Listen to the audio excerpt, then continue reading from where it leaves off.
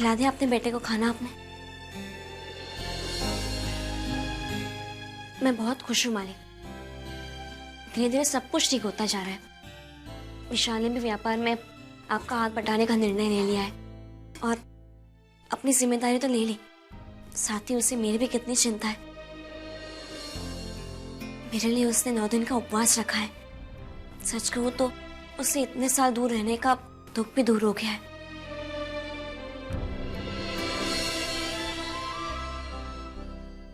क्या हुआ मालिक? आप कुछ बोल क्यों नहीं रहे? आप खुश नहीं है क्या?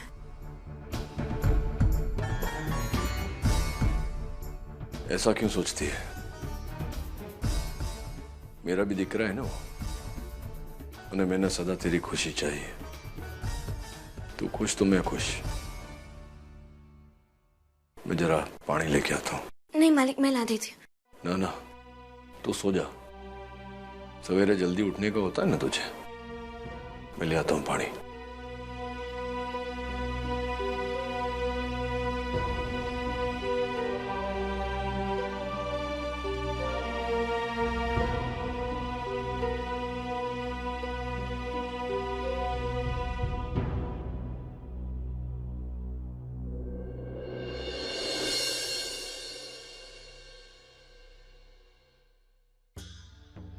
पापा, क्या सोच रहे हैं आप? पापा, आप तो सब वैसे ही हो रहा है जैसे आप चाहते थे। दिकरा, मैं जरा संतू को लेकर चिंतित हूँ। उसको ऐसा लगता है कि उसका दिकरा सपूत है, इस घर के परिवेश को समझता है। पर जरा उसको खबर पड़ेगी कि सत्य क्या है तो बेचारी टूट जाएगी। विचार रहा हूं मैं कि जब उसको खबर पड़ेगी कि यही दिकरा जिसको वो संस्कारी समझती है ये घर को तोड़ने में लगा है, उन्हें उसको ने मुझे अलग करने में लगा है, तो क्या गुजरेगी उस पे। मैं जो कर रहा हूं उसके 2 ही परिणाम हो सकते हैं। पहला तो ये कि विशाल अपनी भूल को समझेगा न सुधर जाएगा। जो ऐसा हुआ तो अच्छा ही है। और दूसरा ये कि संतू को विशाल के उद्देश्य का भान हो जाएगा। जो ऐसा हुआ तो चिंता वाली बात है। इतना बड़ा आघात वो झेल पाएगी कि नहीं।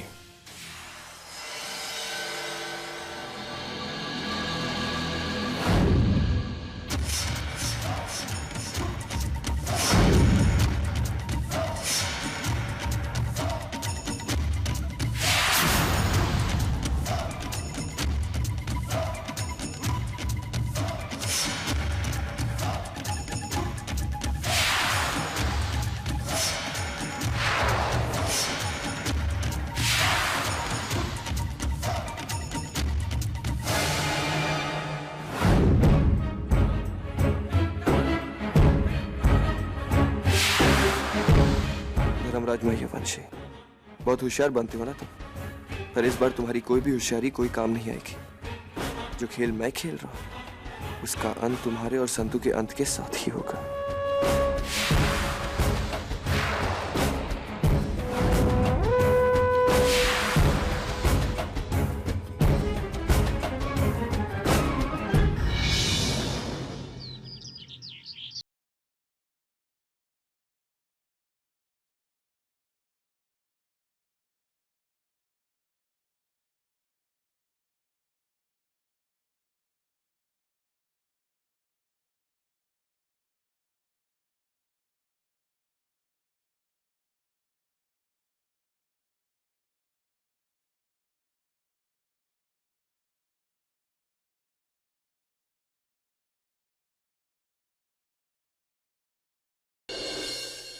विक्रम।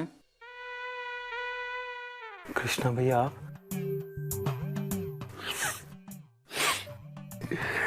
क्या हुआ? सब ठीक तो है ना? ना कोई उमंग है ना कोई तरंग। मेरी जिंदगी है क्या एक कटी पतंग।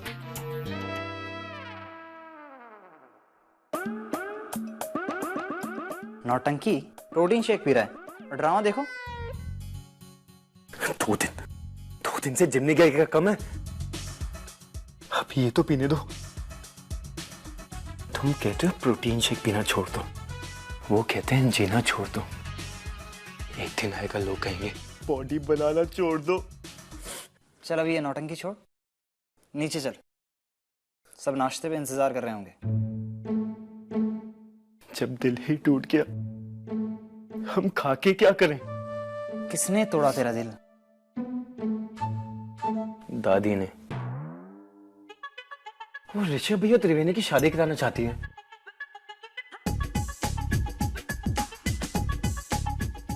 हाँ, तो ये सारा ड्रामा त्रिवेणी के लिए पसंद है तुझे? हाँ भैया। तो फिर उस सिद्धि का क्या? और उसकी बहन वो रिद्धि, और उस पड़ोस में लड़की, उसका क्या नाम है उसका? मधुरा। और भैया जो तेरे कॉलेज में तेरी गर्लफ्रेंड्स हैं, प्रेरणा, एबिगिल, उन सब का क्या? ये वाला सच्चा प्यार है भैया, God promise, serious love. Serious love? देख, जब सीरियस लव होता है ना, तो दिल बहुत जोरों से धड़कता है, धक धक धक धक, और दिल में जैसे एक घंटी सी बजती। हाँ, अब समझा। तो ये सारी प्रॉब्लम घंटी की वजह से बजती ही नहीं है। बजेगी, एक दिन जरूर बजेगी। जिस दिन तुझे तेरी ड्रीम गर्ल मिल जाएगी ना, उस दिन बजेगी। कब मिलेगी मेरी ड्रीम गर्ल? कब बजेगी घंटी? बहुत जल्द बजेगी। अभी चलें? नीचे नाश्ते पे ऋषभ भैया और त्रिवेणी भाभी इंतजार कर रहे होंगे। भाभी?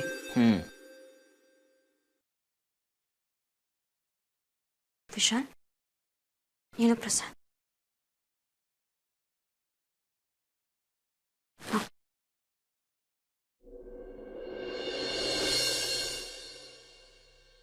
तुम्हें तो बहुत तेज बुखार है। अब तुम ऑफिस में जाओ, तुम आज आराम कर लो। नहीं माँ, बस थोड़ी सी थकाना ही पड़ेगा, है ना पापा? हाँ, बात तो बरोबर है इसकी। अरे तू पण गाड़ी छे ना, डफोर छे। तेरा दिकरा नेक काम करने जा रहा है, तू रोक रही है उसको, जाने देने। मालिक ये बच्चा है, ये जिद करेगा और हम मान लेंगे क्या? अरे तू क्यों चिंता करती है? मेरा दिकरा है, अरे धर्मराज मैयावंशी का खून है इसके शरीर में। थोड़ा सा ताव आया है ना, बपोर सुधी ठीक हो जाएगा।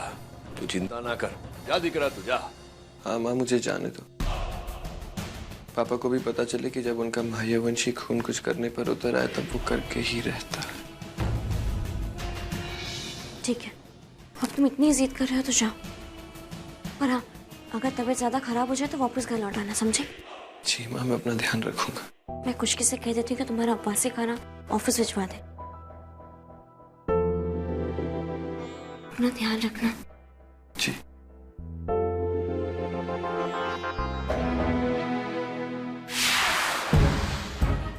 हाँ। सोच रहे हो ना कि मैं ऑफिस जाने की इतनी जिद क्यों कर रहा हूँ? कहीं मैं कोई नाटक तो नहीं कर रहा? वैसे मुझे बुखार तो है। एक्चुअली मैंने बुखार चढ़ाया है। बचपन में जब भी मुझे स्कूल नहीं जाना होता था तब मैं इसी टेक्निक का इस्तेमाल करता था। और आज भी अपनी माँ की ममता पर जीत हासिल करने के लिए मैंने इसी टेक्निक का इस्तेमाल किया। क्या करूं? मायावंशी हूं ना, आप ही का खून है मुझ में, इसलिए आपकी अदाएं सीधे मेरे अंदर है।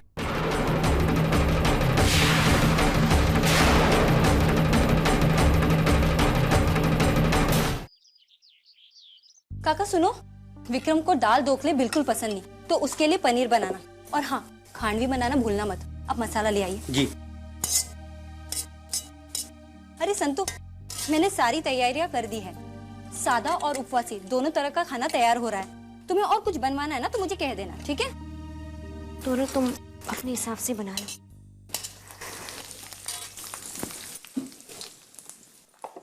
बहादुर काका, मुझे शक्कर और चाय पत्ती दो। क्या हुआ संतु, परेशान लग रही हो? हाँ तोरल, मैं विशाल को लेके बहुत परेशान हूँ। उसकी तबीयत इतनी खराब है और उसके बाद भी वो काम पे गया है। जानती हूँ कि तुम उसके लिए परेशान हो, पर इतनी चिंता करने की कोई बात नहीं संतु। सुबह से देख रही हूँ, 20 बार फोन कर चुकी हो तुम। और वैसे भी विशाल बच्चा नहीं रहा है, वो खुद को संभाल सकता है। मैं जानती हूँ तोरण, पर फिर भी वो मेरी बात सुनता कहाँ है। मैंने कहा था उससे कि शाम को घर जल्दी आ जाना, पर शाम होने को आई है और वो अब तक आया नहीं है। उसकी तबीयत इतनी खराब है, उसके बाद भी उसने उपवास रखा है मेरे लिए। पर संतु, इतनी चिंता करने की बात तो नहीं है ना। अरे घर में इतने सारे लोग हैं ना, और विशाल, उसे मालूम है कि उसकी तबीयत के लिए क्या सही और क्या गलत है। तुम बेवजह चिंता करना छोड़ दो, ठीक है? वैसे तोरण, हाँ? मुझे भी नकुल मिला था। अच्छा। हाँ, उसे बहुत जुकाम है। उसके बाद भी वो अपने दोस्त को मिलने जा रहा है। क्या? उसे जुकाम है और वो दोस्त क्या जा रहा?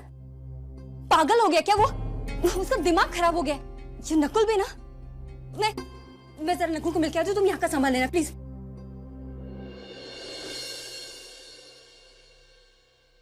नकुल, कहाँ जा रहा है बेटा? मॉम, दोस्त के यहाँ पे। दिमाग खराब हो गया तेरा।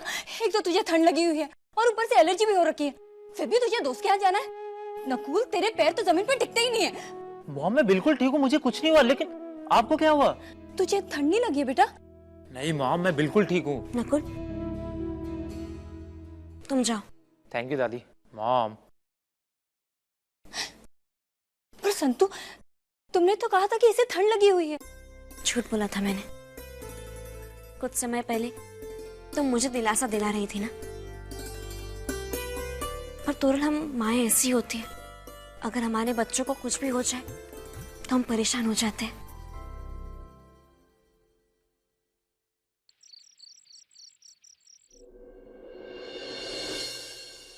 पापा, वो दवाई का इंतजाम मैंने करवा दिया। दिकरा आज दिवस में कई बार उसके फोन आए मुझे।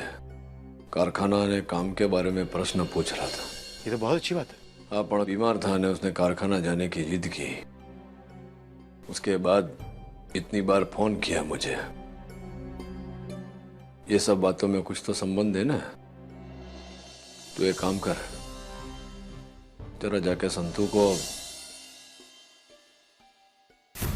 अरे संतू माँ को बोलना है मुझे फुलावर का शाक बना देगी खाने का, तो महसूस है।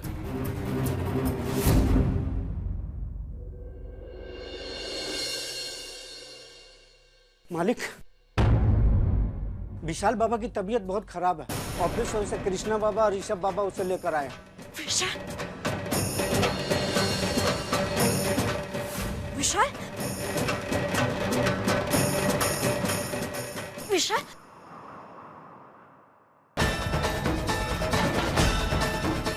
मेरे से तो बहुत बुखार है। हितेन भाई, डॉक्टर को फोन कीजिए जल्दी। ऋषभ, इसे कमरे में ले चलो। चलो।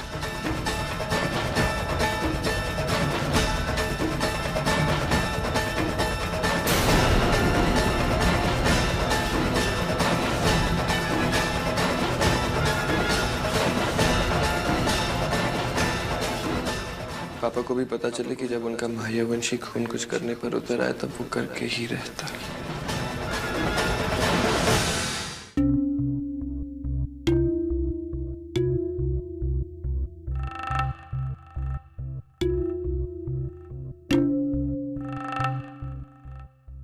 आप लोगों की लापरवाही से इस लड़के की जान भी जा सकती थी। 104 बुखार है इसे। अगर मुझे आने में थोड़ी भी देर हो जाती ना, तो मामला बड़ा गंभीर हो जाता था। मिस्टर मैयावंशी, बच्चे तो जिद करते ही हैं, लेकिन माँ बाप होने के नाते आप लोगों का भी तो कोई फर्ज बनता है या नहीं? इतने लापरवाह कैसे हो सकते हैं आप? और आपने इसे काम पे भी जाने दिया।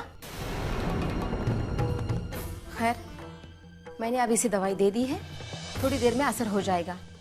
वैसे सच कहूं, आप जैसे गैर जिम्मेदार माँ बाप मैंने आज तक नहीं देखे।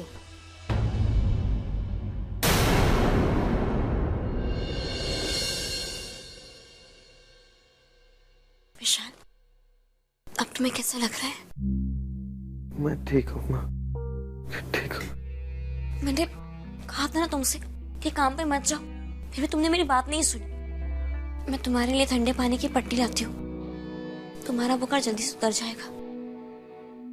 तोरण, तुम मेरे साथ चलो।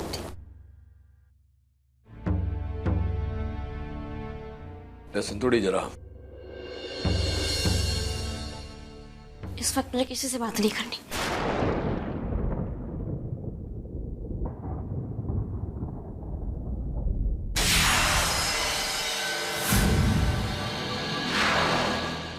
What's up, Mr. धर्मराज? चंपा, कृष्णा जैसी दवाई लेके आए तो विशाल के कमरे में ले आना।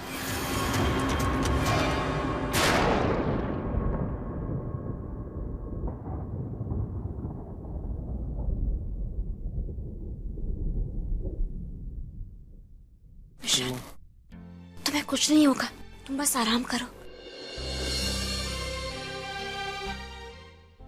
वहाँ काम करना बहुत जरूरी है। पापा ने बहुत जिम्मेदारी से काम दिया है मेरा। वो काम खत्म करना बहुत, ऑफिस जाना है। हाँ, खत्म करके फिर गया होगा।